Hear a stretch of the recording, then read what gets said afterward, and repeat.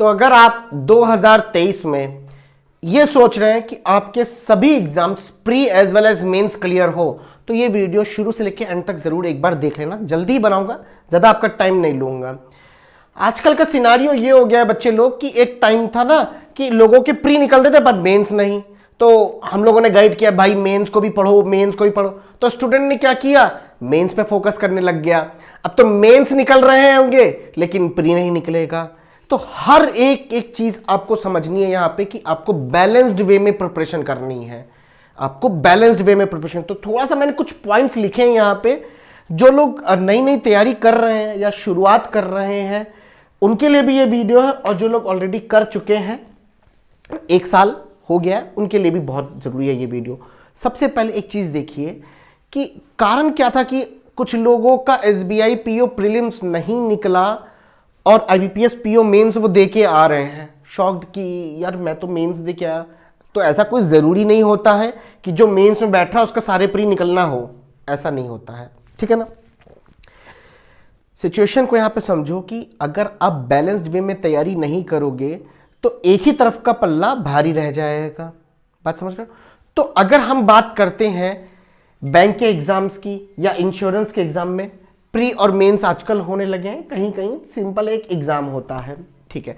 Normal तरीके से देखा जाए जो मेजर एग्जाम से IBPS clerk, PO, RRB PO, RRB clerk में, तो उसमें प्री और मेंस आता है। तो जो बिगनर्स हैं भाई, चाहे आप कोई भी सब्जेक्ट उठा ले, आपको टॉपिक्स खत्म करने में जितने टॉपिक्स आपको मैथ्स में दिख रहे हैं, जितने टॉपिक्स आपको रीजनिंग में दिख रहे हैं, उतने ही दिन ले लो, आपको वो टॉपिक्स खत्म करने में समय लगेगा, कंसेप्ट समझने में लगेगा। कभी भी ये गलती मत करना कि एक टॉपिक को आपने 3 से 4 हफ्ता खींचा है 3 से 4 हफ्ता तो बहुत हो गया, 3 से 4 दिन आपने खींचा है, नहीं। एक दिन उठाओ, एक टॉपिक खत्म करो, ऐसे ही करके सारे टॉपिक्स को खत्म करना है। तो प्री में 30 से 35 दिन बहुत होते हैं कंसेप्ट्स को समझने के लिए, अंडरस्टैंडिंग डेवलप करने के लिए 30 से 35 दिन बहुत होते हैं। तो फोकस ऑन कंसेप्ट्स आपको करना है। पहले पॉइंट, प्री की अगर आप तैयारी कर रहे हैं तो प्रैक्टिस लॉट्स ऑफ क्वेश्चन। ये वो बात है, अभी मेंस पे नहीं जाएंगे, जो एकदम इनिशियली एकदम शुरू कर रहे हैं। तो स्टार्टिंग डेज में आपको सबसे पहले फोकस प्री पे करना है, इनिशियल डेज पे। मेंस अभी भूल जाओ, अभी टाइम पीरियड के लिए मेंस शुरू करेंगे 30 to 35 डेज के बाद। कोई विजन नहीं, अभी मान लीजिए आपके सामने कोई एग्जाम नहीं है, तब भी आपको ये चीज फॉलो करनी है, ठीक है ना। प्रैक्टिस किया lots of question, focus on concept, मतलब हर टॉपिक के कंसेप्ट पे फोकस किया मैंने। फोकस करने के बाद सारे टॉपिक्स खत्म कर लिए, अब प्रैक्टिस करनी है लॉट्स ऑफ क्वेश्चंस की। तो यार देखो, जब मैं तैयारी करता था तो यार क्वेश्चंस की बहुत शॉर्टेज हुआ करती थी। एक किताब मिल जाती थी, ऑनलाइन पेपर तो तब भी हुआ करते थे, एक किताब थी, उतना ऑनलाइन पीडीएफ मोड नहीं था। गाइडली तब आपके लिए पीडीएफ बंडल नहीं लाया था, लेकिन अब आप सोचो गाइडली का जो पीडीएफ बंडल कोर्स है, मैं यहाँ पे एडवर्टाइजमेंट नहीं कर रहा हूँ, मैं सिर्फ बात बता रहा हूँ जो फैक्ट है।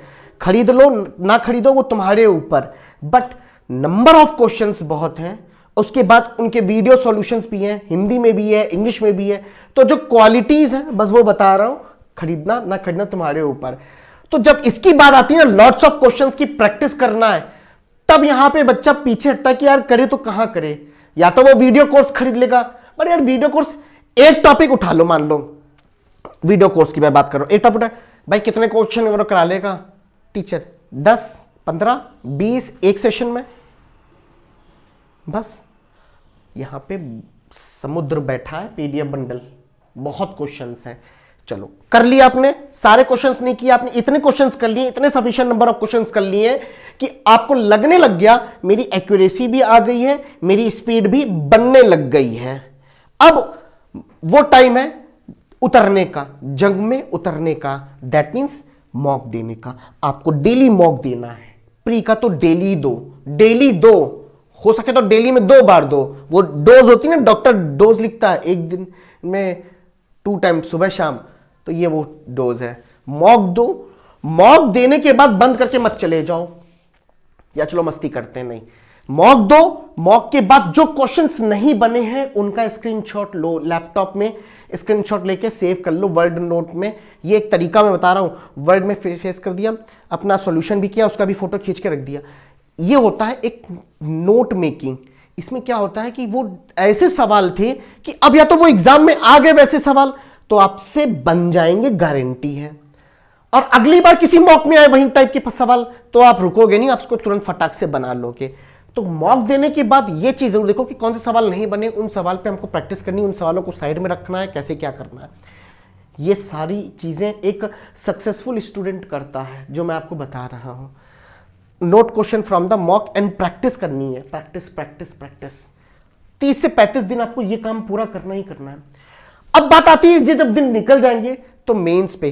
अब देखिए, इंक्रीज थिंकिंग एबिलिटी, यार कह दिया कि इंक्रीज करो थिंकिंग एबिलिटी, कैसे होगा?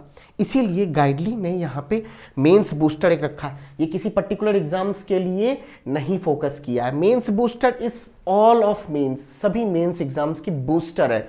तो ये आपको खत्म करना है, ये तो कंप्लीट करना है। ये मत सोचो कि ये इसको कंप्लीट नहीं करना, इसको तो कंप्लीट कर ही लो, इसको तो कंप्लीट कर लो। पर इसका मतलब ये नहीं है, अब वही बैलेंस की बात, अब आप लग गए इसमें 30 से 35 दिन बाद इसको भूल गए, नहीं, ये वाला पॉइंट याद रखना। अब आपको ये नहीं करना ना, अब आपको ये नहीं करना, ये वाला पॉइंट जरूर याद रखना।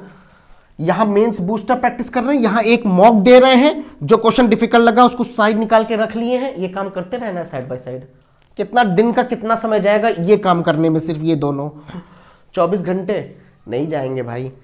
मेंस बूस्टर किया, और मॉक आपको देना तब है जब आप मेंस बूस्टर कंप्लीट कर लोगे। कंसेप्ट्स क्लियर हो चुके हैं आपके, हर एक चीज, मेंस सवालों को आपने छूना शुरू कर दिया है, मॉक पे आ जाओ। और मेंस का मॉक 2 दिन पे देना है। कैसे? 2 दिन पे देना है। 2 दिन का गैप दिया, एक मॉक दिया, उस मॉक के सारे सवालों को आपको लगाना है, चाहे वो पजल हो, चाहे वो सिटिंग अरेंजमेंट हो, चाहे वो DI क्यों ना कोई सी भी हो, लेकिन सारे सवाल आपको लगाने हैं। ठीक है ना? मॉक है, लगाने हैं सारे सवाल, देख के लगाओ, समझ के लगाओ, पूछ के लगाओ, लेकिन लगाओ। जब भी एग्जाम हो आपका मेंस का, तो 4 से 5 महीने का GA सफिशिएंट होता है।